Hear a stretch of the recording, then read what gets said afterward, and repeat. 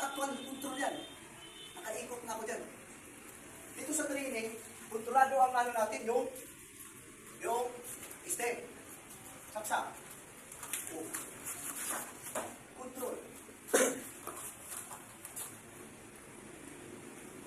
Yun yung tendency sa pinag-aralan ng gamitin ko yung technique na locking. Yan na.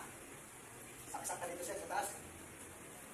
Pero titingnan nyo kung paano i-apply ko sa mula taas hanggang sa takal. Saksakan lang dito eh. Yan. Saksakan talaga ako. Tulak ka! Tamang control.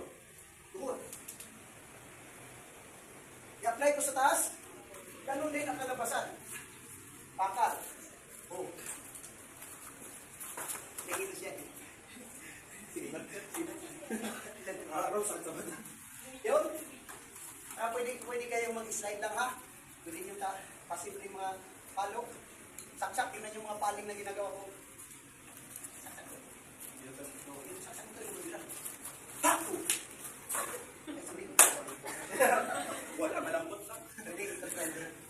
Yun yung simple, hindi mo lang may hirap-hirap.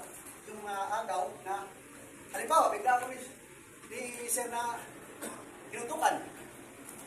Tutok, kahit sa sir. Yan. Ito kasi may galaw na.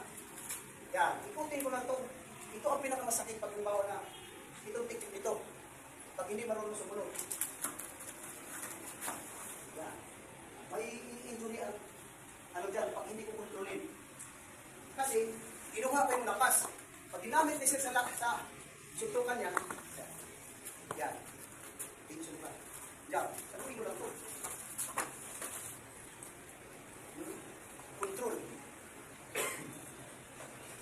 Napakasakit yan. Halimbawa, okay?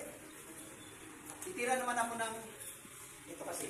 Hindi naman kasi pwede gawin nito sa ano. Halimbawa, pag naging pwede na ito, pang sundalo, pang militar. Kailangan lang naman sa itat, dalawang last 3. 1, 2, 6 pa rin nila. Yan. Itak. 1.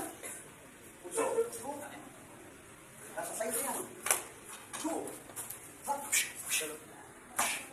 3. 4.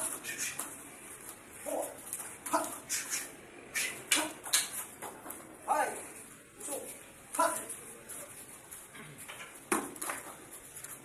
6.